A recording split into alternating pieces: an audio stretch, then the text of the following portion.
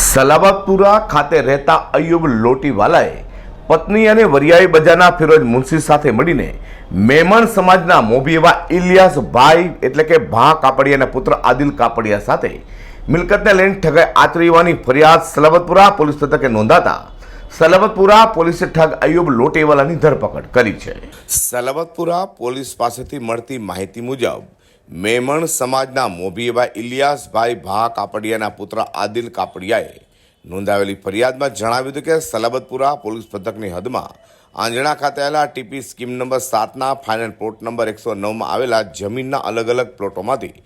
Plot number 8 અને 9 નંબરનો plot આરોપી સલાબતપુરા મુમનાવાડ ખાતે રહેતા અયુબ ગુલામ રસૂલ લોટીવાલા અને તેની પત્ની ખેરુનિશા મોહમ્મદ અયુબ લોટીવાલાએ આદિલ કાપડિયાની દાદી હવાબેન કાપડિયાને ગત તારીખ 10મી જાન્યુઆરી 2020ના રોજ વેચાણથી આપ્યા બાદ તેઓની જાણ વગર આરોપી અયુબ લોટીવાલા તેની પત્ની ખેરુનિશા લોટીવાલાએ અન્ય આરોપી વરિયાળી બજાર ખાતે રહેતા ફિરોજ મુનશી સાથે મળી તે જ પ્લોટના તેઓની જાણ બહાર બોગસ વેચાણ દસ્તાવેજ બનાવી લઈ તે બોગસ દસ્તાવેજના આદિલ કાપડિયાની દાદીની મિલકત તોસીફ સાબિર મલેકને વેચાણથી આપી દીધી હતી અને ગત તારીખ 16મી ઓગસ્ટ 2023ના રોજ મિલકતમાં ગેરકાયદે ઘૂસી જઈ કબજો કરવાનો પ્રયાસ ફિરોજ મુનશી અયુબ લોટીવાલાએ કર્યો હતો।